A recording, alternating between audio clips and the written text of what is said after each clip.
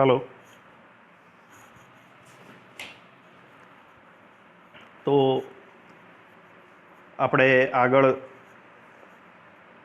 બે લેક્ચરની અંદર આપણે જોઈ ગયા કે શરૂઆતમાં મેં તમને સેમેસ્ટર 2 બીએસસી F5માં તમને સિલેબસની માહિતી આપી. એના પછી આપણે અનુનાદની થિયરી આપણે શરૂઆત કરી છે. તો આગળ આપણે જોતા અહીંયા આગળ અનુનાદની આપણે તમને એક આગળની વાત કરીએ તો આ થિયરી આપણે એનો સિદ્ધાંત ભણ્યા હતા. અનુનાદ એટલે કે શું? તો આપણે જોયું કે દોલન કે કંપન કરી શકે તેવા તંત્રની કોઈ ચોક્કસ આવૃત્તિ હોય છે. આટલી જ આવૃત્તિવાળા બાહ્ય આવર્તક વડે એને કંપિત કે દોલિત કરાવવામાં આવે તો એ ખૂબ જ મોટા કંપ વિસ્તાર સાથે દોલનો કરે છે. આવા તંત્રને આપણે શું કહીએ છીએ? અનુનાદક કહીએ છીએ. આ ખાસ આની વ્યાખ્યા તમે તૈયાર કરીને રાખજો, કારણ કે પરીક્ષામાં આની વ્યાખ્યા પણ પૂછાય છે અને થિયરી પૂછાય તો તમે વ્યાખ્યા પણ જોડે લખી શકો છો. બરાબર. હવે આપણે સિદ્ધાંત જોયો તો, ત્યારબાદ એના ઇક્વેશન્સને એનું એ બધું જોયું હતું. હવે આપણે જોયું કે લાસ્ટમાં જે આપણે ઇક્વેશન આ લીધેલું હતું, આ જે ઇક્વેશન છે એ ઇક્વેશન પરથી આપણે કંઈક ગળાનો સુધારો લેવાનો છે. બરાબર છે. તો આપણને અનુનાદકમાંની હવાની આવૃત્તિ આપણને પ્રાકૃતિક આવૃત્તિ આટલી મળે છે. આ સૂત્ર વડે આપી શકીએ. જે સૂત્ર છે n(v1/2π √a/v × l). દેખો અહીંયા આગળ આ v અને આ v અલગ છે. સ્મોલ v1 જે લખ્યું છે એ શું છે? વેગ છે. અને આ જે v લીધેલો છે એ શું છે? કદ છે. બરાબર છે. આ વોલ્યુમ માટે છે, આ વેલોસિટી માટે છે. એ ખાસ યાદ રાખજો, બંને સરખું નથી. હવે થિયરીમાં જોઈએ ગળાનો સુધારો. તો આપણે થિયરીમાં વાત કરી કે આપણી પાસે કોઈ પાત્ર હતું આ પ્રકારે. આ પાત્રની અંદર અહીંયા આગળ જે આ ગળાનો ભાગ છે, જે ગળાનો ભાગ છે એ ગળાના ભાગની અંદર આપણે સુધારો કરવાનો છે. તો અહીંયા આગળ ગળાના બહારની નજીકની હવા ગળાના સાથે કંઈક અંશે બંધિત અવસ્થામાં હોય છે. ગળાની બહારની નજીકની હવા ગળા સાથે કંઈક અંશે બંધિત અવસ્થામાં હોય છે. ધારો કે અહીંયા આગળ બહારની હવા કંઈક હોય એ આના સાથે કંઈક થોડા ઘણા અંશે આના સાથે જોડાયેલી હશે અને અસરકારક ગળાની લંબાઈ ભૌમિતિક લંબાઈ કરતાં થોડી વધારે છે. જે આની અસરકારક જે લંબાઈ આપણે વિચારીએ છીએ એના કરતાં એની ભૌમિતિક લંબાઈ થોડી વધારે છે. તો અસરકારક લંબાઈ ગળાની કેટલી છે? આમ અસર જે થાય છે હવાની એ અસર છે એ તમારે યાદ રાખવાનું છે કે L + 16 ગામા ભાગ્યા 3π. L + L + 16 ગામા ભાગાકારમાં 3π આટલી હોય છે. આ તમારે યાદ રાખવાનું. તમને શોર્ટ ક્વેશ્ચનમાં પણ પૂછાય તો તમારે આ યાદ રાખવાની છે. તો ગળાના સુધારો સમીકરણ, ધેટ મીન્સ કે આપણે જે વેલ્યુ જે છે એ વેલ્યુની અંદર આપણું સમીકરણ 5 જે છે, તો સમીકરણ 5 ફરી જુઓ તો સમીકરણ 5 જે તમને દેખાય છે ત્યાં અહીંયા આગળ ગળાને આપણે વર્તુળાકાર આપણે આમ લઈએ તો πr² થશે, કારણ કે આ સર્કલ થઈ ગયું. અને અહીંયા આગળ એલની જગ્યાએ તમારે શું લખવાનું? L + 16 gamma / 3π. આટલી વેલ્યુ આની જગ્યાએ લખવાની અને આટલી વેલ્યુ આની જગ્યાએ લખવાની છે. તો એ સૂત્રની અંદર આપણે વેલ્યુ જો લખીએ તો આપણે આવું ઇક્વેશન એક તમને મળશે. તો અહીંયા આગળ આપણે જો જોઈએ તો v1/2 આ પાઈને આપણે જો બહાર લાવીએ અને આપણે આ પાઈ વડે વેલ્યુ આપણે આના સાથે મલ્ટીપ્લાય ને એવું કરી અને અહીંયા આગળ આવું એક ઇક્વેશન આપણે લાવી શકીએ છીએ. જે ઇક્વેશન છે n = v1 ગામા/2 વર્ગમૂળમાં 3/v / v (3πl + 16 ગામા). આવી કંઈક વેલ્યુ મળે છે। હવે અહીંયા આગળ કહે છે કે ગળાના સુધારાનું પ્રાયોગિક નિર્ધારણ તમને શું મળે છે? તો અહીંયા આગળ જો આટલો ચેન્જીસ જે આપણે લાવ્યા છીએ ફ્રીક્વન્સીની અંદર, તો એના કારણે અહીંયા પ્રયોગની અંદર શું ફેરફાર થાય છે?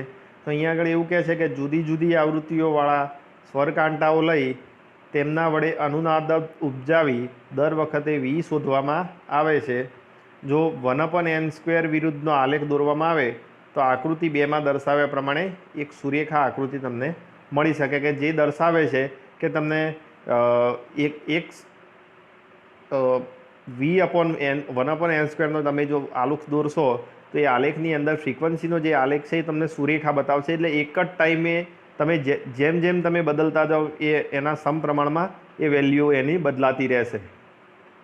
તો અહીંયા આગળ ફરીથી તમે નોંધ કરી દેજો કે જુદી જુદી આવૃત્તિવાળા સ્વરકાંટાઓ લઈ, સ્વરકાંટામાં મેં તમને વાત કરી હતી કેવો હોય સ્વરકાંટો, તો આવો હશે, આવો આને સ્વરકાંટો કહેવાય છે। જે ડૉક્ટર તમારે, મેં તમને આની આકૃતિ પણ બતાવી હતી કે અહીંયા આગળ ધારો કે કોઈ આપણે ફોર્સ આપીએ તો ફોર્સના કારણે અહીંયા આગળ શું થશે? અહીંયા આગળ વાઇબ્રેશન પેદા થશે, બરાબર? તો વાઇબ્રેશન જે પેદા થાય એના કારણે અહીંયા આગળ તમને અવાજ અનુનાદ ઉત્પન્ન થાય છે અને એના પરથી વી શોધવામાં આવે છે અને 1/n² વિરુદ્ધનો આલેખ કેવો મળે છે? સુરેખા મળે છે। હવે એ જે આલેખ છે આ પ્રમાણે છે। તો દેખો અહીંયા આગળ આ વોલ્યુમ કદ લઈ લીધું, એક્સ એક્સિસ ઉપર કદ લઈ લીધું અને વાય એક્સિસ ઉપર તમારે 1/n² લઈ લીધું, અહીંયા આગળ વોલ્યુમ લઈ લીધું। તો અહીંયા આગળ જેમ જેમ તમે વોલ્યુમની અંદર તમે જેમ જેમ વધારો, કદની અંદર જેમ જેમ વધારો કરતા જાઓ છો એમ ફ્રીક્વન્સી ની અંદર ધીમે ધીમે તમને વધારો જોવા મળે છે। કદમાં વધારો કરો તો આવૃત્તિમાં પણ 1/n² પ્રમાણે તમને વધારો જોવા મળે છે। તો આ પ્રકારે તમે જોઈ શકો છો ગ્રાફની અંદર પણ અહીંયા આગળ શું કહે છે કે આ આલેખને પાછળ લંબાવતા તે Vp1 પાસે મળે છે। અહીંયા આગળ P1 પાસે મળે છે, એટલે કે OP1નું મૂલ્ય ગળાનો સુધારો આપે છે। જે આ વધારાનું જે મૂલ્ય છે આપણને શું આપે છે? જે ગળાનો સુધારો આપે છે, કારણ કે આપણે અત્યારથી અહીંયાથી જ આપણે વેલ્યુ લઈએ છીએ 0થી, પણ આ જે વેલ્યુ છે વધારાની જે વેલ્યુ છે ગળાનો સુધારો આપે છે। તો આ સુધારાનું મૂલ્ય શોધી દરેક વીમાં OP1 ઉમેરી એના અંદર દરેક વીમાં OP1 ઉમેરી અને n² V + OP1 ગણતા તે અચળ માલુમ પડે છે। આ અચળ મૂલ્ય પરથી અજ્ઞાત આવૃત્તિવાળા સ્વરકાંટા માટે V + OP1 માપી તેના nનું સચોટ મૂલ્ય આપણે શોધી શકીએ છીએ। તો અહીંયા આગળ આપણે ગળાનો સુધારો જોયો, ગળાના સુધારા ઉપરથી આપણને અલગ અલગ મૂલ્યો એના મળી શકે છે। હવે જો આપણે વાત કરીએ તો એક્ઝામ્પલ 1-2 લઈએ આપણે।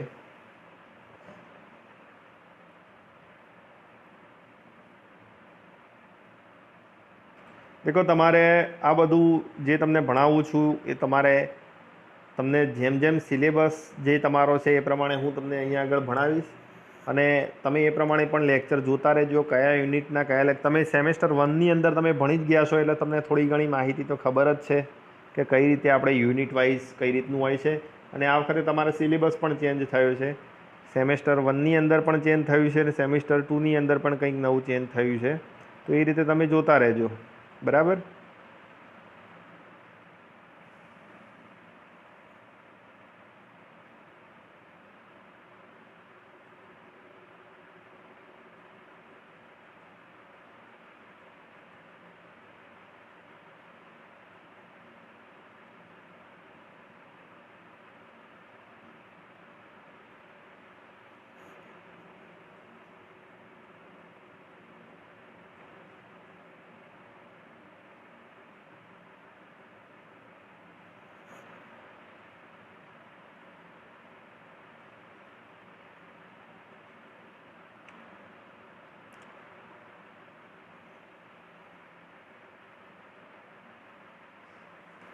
દેખો હવે આપણે ઉદાહરણ 1 જોઈએ। તો ઉદાહરણ 1માં એની રકમ પહેલાં હું વાંચું છું। રકમ ઉપરથી આપણે એના મૂલ્યનું કેલ્ક્યુલેશન કરવાનું છે। તમારે જાતે પણ એનું કેલ્ક્યુલેશન કરવાનું છે જોડે જોડે, બરાબર? પેનને ચોપડો લઈ અને તમે એના મૂલ્યની ગણતરી કરવાની છે તમારે જાતે, તો તમને વધારે ખબર પડશે. તો દેખો ઉદાહરણ 1, 2 લીટર કદ ધરાવતા એક ગોળ આકારના અનુનાદકના ગળાની લંબાઈ 1 મિલીમીટર છે. કેટલી છે? 1 મિલીમીટર છે. અને આડછેદનું ક્ષેત્રફળ છે 3 સેન્ટીમીટર સ્ક્વેર. તો પ્રાકૃતિક આવૃત્તિ શોધો. હવામાં ધ્વનિનો વેગ 332 મીટર પર સેકન્ડ લેવાનો છે. દેખો અહીંયા આગળ તમને અલગ અલગ મૂલ્યો આપેલા છે, એ તમને સાઈડમાં આપણે લખેલા છે. તો દેખો વેગ કેટલો છે? 332 મીટર પર સેકન્ડ. ક્ષેત્રફળ કેટલું છે? 3 સેન્ટીમીટર સ્ક્વેર. સેન્ટીમીટરને તમે મીટરમાં ફેરવો, કારણ કે આપણે આન્સર જે છે એ એમકેસ પદ્ધતિના તમે લાવશો તો તમારે અહીંયા આગળ સેન્ટીમીટરનું મીટરમાં ફેરવશો એટલે 10⁻⁴ મીટર સ્ક્વેર. વોલ્યુમ કેટલું આપેલું છે? એટલે તમને લીટરમાં આપેલું છે. તમારે જોઈએ છે શેમાં? મીટર ક્યુબમાં. લંબાઈ, પહોળાઈ, ઊંચાઈમાં જોઈએ છે. તો તમારે 1 લીટર બરાબર કેટલા સેન્ટીમીટર ક્યુબ થશે? તો 1 લીટર બરાબર 1000. 1 લીટર બરાબર 1000 સેન્ટીમીટર ક્યુબ. બરાબર, આટલી વેલ્યુ થશે. હવે અહીંયા આગળ તમારે 1000 લઈ લીધા. હવે સેન્ટીમીટરને મીટરમાં ફેરવવા હોય તો કેટલા થશે? તો 1 સેન્ટીમીટરને આપણે તે 1 મીટર બરાબર 10 સેન્ટીમીટર થાય. બરાબર, તો આપણે એને 3 વખત ફેરવવાના છે, એટલે સોરી 100 સેન્ટીમીટર થાય 1 મીટર બરાબર. તો 100 સેન્ટીમીટર થતું હોય તો આપણે 10⁻² ઘાત કહેવાય એની. હવે જો સેન્ટીમીટરને તમારે મીટરમાં ફેરવવા હોય તો 10⁻² મીટર થશે. બરાબર છે. તો અહીંયા આગળ સેન્ટીમીટર ક્યુબને તમારે મીટર ક્યુબમાં ફેરવવા છે તો -6 વેલ્યુ થશે. હવે આ બધી વેલ્યુ આના અંદર મલ્ટીપ્લાય કરીએ તો શું થશે? 2 × 10⁻³ મીટર ક્યુબ એવી વેલ્યુ થશે. હવે મિલીમીટરમાં જો ફેરવવા હોય તો 1 મિલીમીટરમાં ફેરવશો તો અહીંયા આગળ તમારે 10⁻³ થશે. બરાબર છે. તો આ બધી વેલ્યુ તમને મળી છે. વેલોસિટી, એરિયા, વોલ્યુમ અને લીટર, લેન્થ છે. તો લેન્થ બધી વેલ્યુ તમને આપેલી હોય તો તમારી પાસે આ ઇક્વેશન જે છે n = v/2π √a/v × L. તો મેં તમને કીધું કે આ સ્મોલ વી જે છે વેલોસિટી છે અને આ છે વોલ્યુમ. તો એના અંદર બધામાં વેલ્યુ મૂકી આ પ્રમાણે તો તમને આવો આન્સર મળશે કંઈક. અને તમારે આન્સરને હર્ટ્ઝમાં લાવવાનો છે. હાલ તમારે હર્ટ્ઝમાં નહીં આવે, પહેલાં બધાની વેલ્યુ મૂકો હાલને હાલ ચોપડામાં લખીને, અને ચોપડામાં લખ્યા પછી બધાની વેલ્યુ મૂક્યા પછી તમારે એને હર્ટ્ઝમાં ફેરવવું પડશે. અને તમારે જોવાનું કે હર્ટ્ઝનો બીજો યુનિટ શું થાય. બરાબર છે. ત્યારે આપણે ધારો કે આપણી પાસે કોઈ યુનિટ છે, એક એક્ઝામ્પલ આપું કે ફોર્સ છે, તો ફોર્સનો યુનિટ શું થાય છે? F = ma. એના ઉપરથી આપણે બનાવીએ છીએ કિલોગ્રામ મીટર પર સેકન્ડ સ્ક્વેર. અને આપણે બીજો યુનિટ શું કહીએ છીએ? ન્યૂટન. આપણે શું કહીએ છીએ? ન્યૂટન એનો યુનિટ છે. એના પછી આપણે એક્ઝામ્પલ જોઈએ 2. ઉદાહરણ આપણું 1 છે, એના એ જ ઉદાહરણમાં એવું કહે છે કે ઉદાહરણ 1માં આપેલ અનુનાદક માટે ગળાનો સુધારો કેટલો હશે? તો ગળાનો સુધારો આપણે જોવાનું છે. અને ગળું કેવું લેવાનું છે? નળાકાર લેવાનું છે. તો ગળાનો સુધારો લેવા માટે આપણે પહેલાં તો આપણે ગળું જે છે આપણે ગોળાકાર લઈ લઈએ.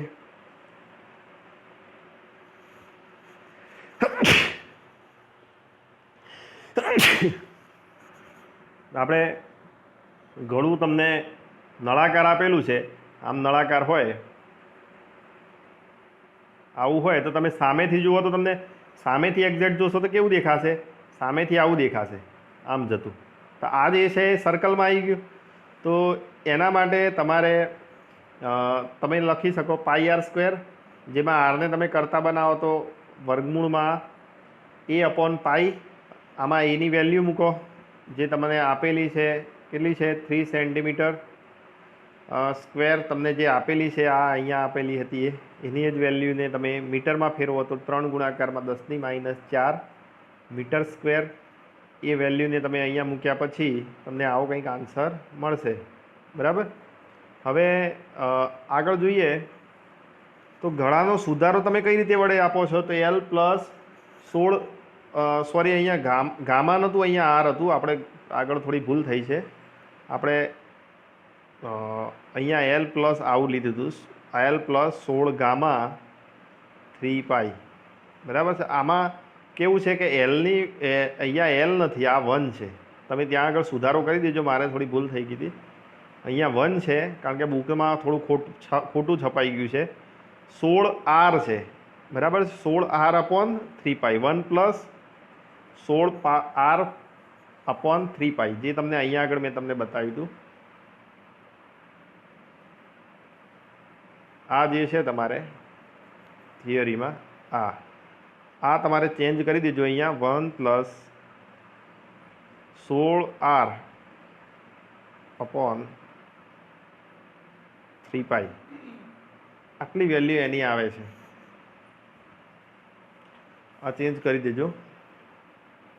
હવે તો એ મૂલ્યમાં આપણે અહીંયા આગળ જોઈએ તો ગળાનો સુધારો 1+16R/3π, જેમાં આપણે આરની વેલ્યુ હમણાં જ ફાઇન્ડ કરી, પાઈની વેલ્યુ 3.14, તો 1+1.66 × 10⁻².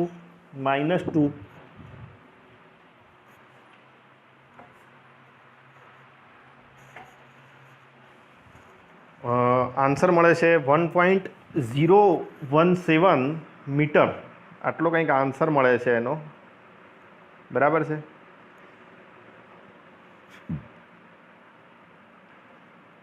તો આ આન્સર તમને આ પ્રકારે મળે છે. હવે અહીંયા આગળ આપણે જોઈએ તો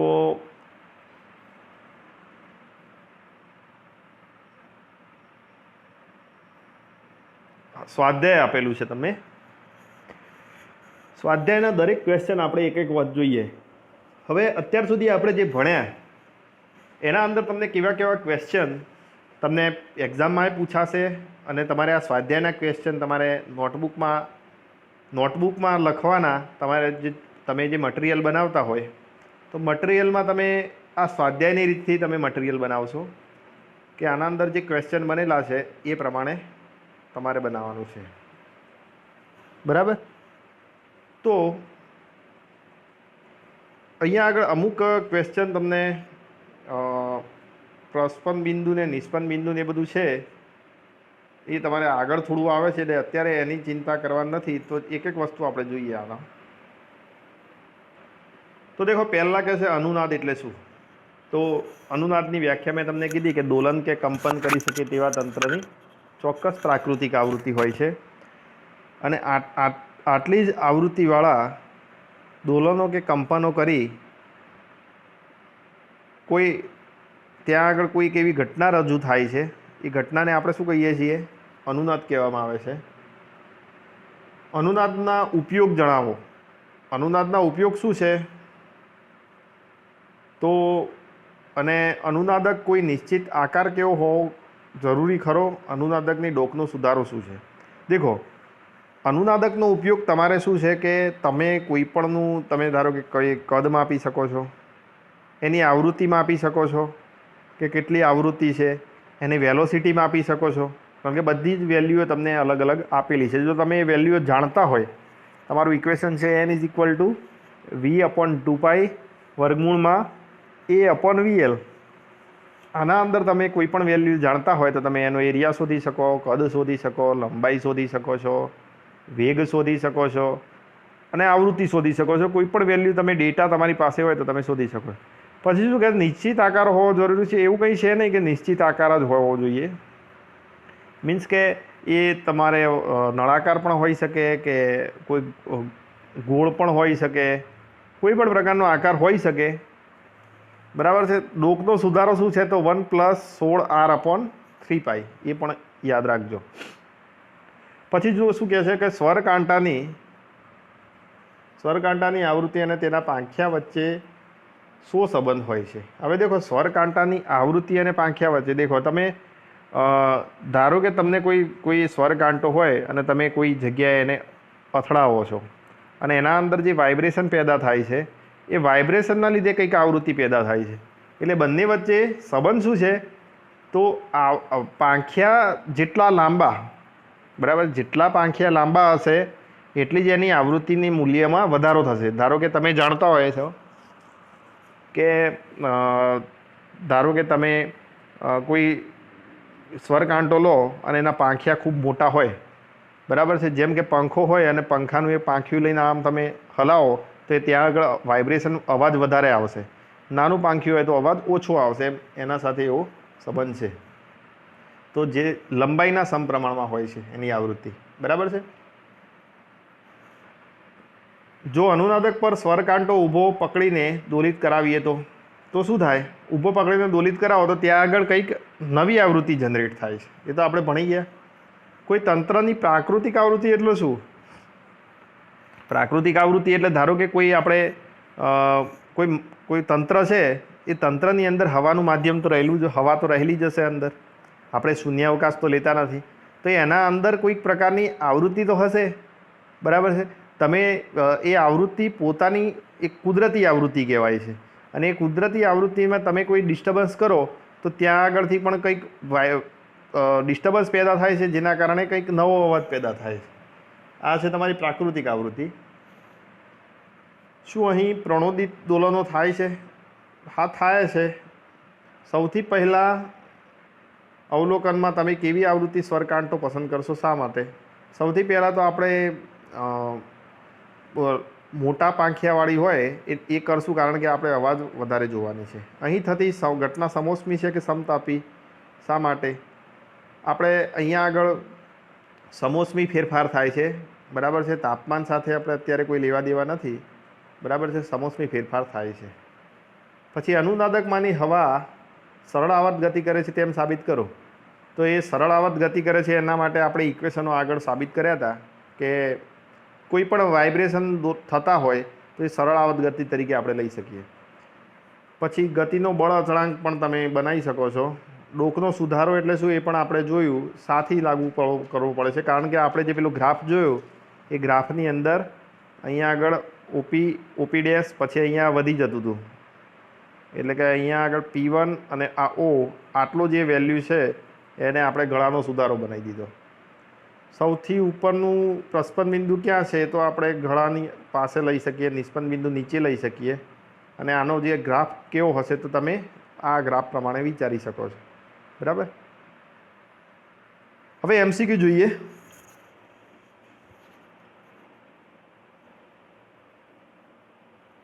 સાચું વિધાન પસંદ કરો.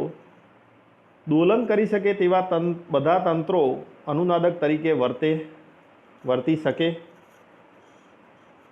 તમારે સાચું વિધાન કરવાનું છે. 4 આપેલા છે. દોલન કરી શકે તેવા તંત્રો અનુનાદક તરીકે વર્તી શકે. દોલન કરી શકે તેવા બધા જ તંત્રો અનુનાદક ન વર્તી શકે. સીમા કહે છે કે દોલન કરી શકે તેવા બધા તંત્રોની બધી જ આવૃત્તિઓ દોલન કરી શકે. જો આપેલ તંત્રને કોઈ પણ આવૃત્તિથી દોલન કરાવીએ તો તેની પ્રાકૃતિક આવૃત્તિ બની જાય. દેખો, દોલન કરી શકે તેવા બધા તંત્રો અનુનાદક તરીકે વર્તી શકે, આ આપણે જાણીએ છીએ, બરાબર. કોઈ પણ દોલન કરી શકે તેવું તંત્ર અનુનાદક કહેવાય. બીજા નંબરમાં શું કહે છે કે દોલન કરી શકે તેવા બધા તંત્રો અનુનાદક તરીકે ન વર્તી શકે. આપણે જોયું કે વર્તી શકે, તો ન વર્તી શકે એવો તો કોઈ પ્રશ્ન પેદા થતો જ નથી, એટલે કે આ વેલ્યુ તો ખોટી જ છે. પછી કહે છે કે દોલન કરી શકે તેવા બધા તંત્રો બધી જ આવૃત્તિથી દોલન કરી શકે. એટલે કે દોલન કરી શકે તેવા તંત્રો તો ખરા જ, પણ બધા જ તંત્રો બધી જ આવૃત્તિઓ સાથે દોલન કરી શકે એ વસ્તુ પણ ખોટી છે. જો આપણને તંત્ર કોઈ પણ આવૃત્તિથી દોલન કરાવીએ તો તેની પ્રાકૃતિક આવૃત્તિ બની જાય, એ વસ્તુ ખોટી છે. આ જો આપણે તંત્રને કોઈ પણ આવૃત્તિથી દોલન કરાવીએ તો પ્રાકૃતિક આવૃત્તિ નથી બનતી, કારણ કે એની આવૃત્તિ ફિક્સ હોય છે. એટલી આવૃત્તિથી તમે જો દોલનો કરાવો તો પ્રાકૃતિક આવૃત્તિ બને છે. બરાબર છે, એના જેટલી આવૃત્તિ જેટલા બનાવવી જરૂરી છે. પછી જુઓ બીજા નંબરમાં, એક નાના મુખવાળા પોલા ગોળાના મુખ પાસે દોલિત કરેલ સ્વરકાંટો ધારીએ તો તે કેવા દોલનો કરશે? તો તે કેવા દોલનો કરશે? હમણાં જ જોયું હતું કે તે પ્રણોદિત દોલનો કરશે. કેવા દોલનો કરશે? પ્રણોદિત દોલનો કરશે. એટલે સોરી, હવા પ્રણોદિત દોલનો કરશે. બરાબર, ગોળો નહીં કરે, હવા જે એનું માધ્યમ છે એ માધ્યમ દોલન કરશે. તંત્ર આખું દોલન નહીં કરે, એની હવા કરશે. પછી કહે છે કે ખૂબ જ મોટા વિસ્તારમાં પથરાયેલ આવૃત્તિઓ ધરાવતા સંયોજિત ધ્વનિની મદદ વડે અનુનાદકમાંની હવાને દોલિત કરતા. તો અહીંયા આગળ અનુનાદ ઉત્પન્ન થવાની શક્યતા છે, અને સંયોજિત ધ્વનિ વડે હોવાથી અનુનાદક ઉત્પન્ન ન થાય. દેખો, અનુનાદ તો ઉત્પન્ન થશે જ, દોલન કરી શકે તો તે એવું અનુનાદ કરી જ શકે, એટલે બી ખોટું રહેશે, એ સાચું રહેશે. બરાબર છે, શક્યતા છે.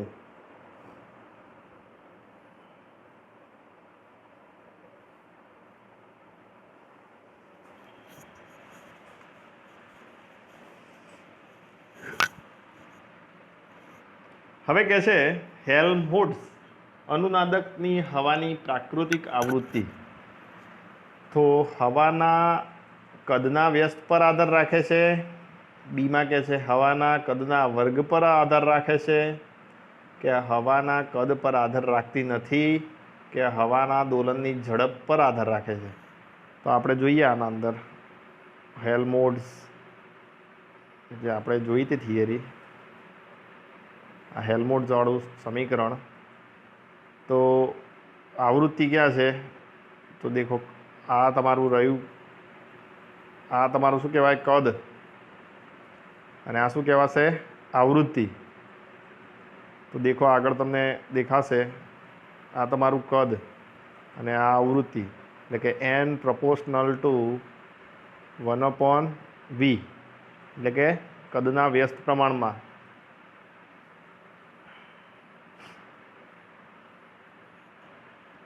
તો અહીંયા આગળ આન્સર તમારે લખવાનો એ.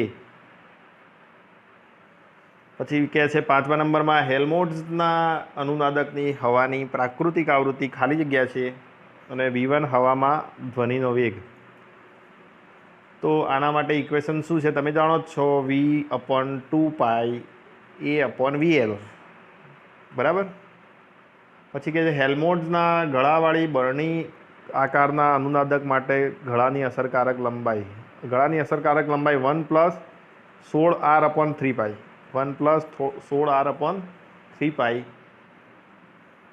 પછી કહે છે હેલ્મહોલ્ટ્ઝના અનુનાદક પ્રયોગમાં જો 1/n² વર્સિસ કદનો આલેખ દોરવામાં આવે તો સુરેખા મળે છે. તો ઢાળ કેવો હશે? સુરેખા. ઢાળ કેવો મળશે? સુરેખા મળશે, તમે જાણો જ છો. અને એની જે વેલ્યુ તમને મળશે એ તમને આટલી મળે છે, 2πl/av². 2πl/av². પ્રશ્ન નંબર 7માં મળતા આલેખમાં સુધારો અંતઃખંડ, જે આપણે લાસ્ટમાં જે આપણે આ દોર્યું હતું, અહીંયા પી લીધો તો આવો, તો આટલો જે અંતઃખંડ કહેવામાં આવે છે એ સુધારો આપે છે.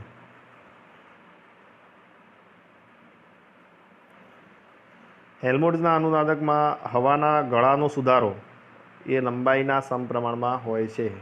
લંબાઈના સમપ્રમાણમાં હોય છે. પછી કહે છે કે હેલ્મહોલ્ટ્ઝના અનુનાદક માટે પ્રાકૃતિક આવૃત્તિનું મૂલ્ય v1/2π a/vl. તો પ્રયોગ દરમિયાન આપણને ખાલી જગ્યામાં ફેરફાર કરતા જઈએ છીએ. આપણે કદમાં ફેરફાર કરીએ તો આવૃત્તિમાં ફેરફાર થશે. તો આ પ્રકારે આપણે આ એક ચેપ્ટરની આપણે વાત કરી. બરાબર. હવે આના પછી તમારે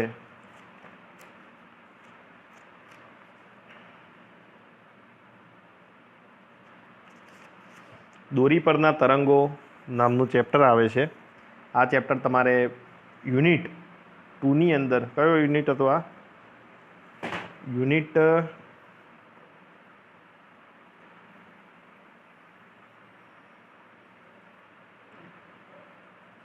તમારે એના અંદર આ પહેલું ચેપ્ટર પતી ગયું છે. હવે બીજું ચેપ્ટર આવશે દોરી પરના તરંગો, એના પછી અલ્ટ્રાસોનિક આવે છે. તો આ થિયરી આ પ્રમાણે છે, બરાબર. તો હું આશા રાખું છું કે તમને બધાને ખબર પડી હશે, અને નવા લેક્ચરો જોવા વિનંતી. અને કાલે મંગળવાર અને બુધવારે લેક્ચર નહીં હોય, તમારે ગુરુવારે હશે, બરાબર.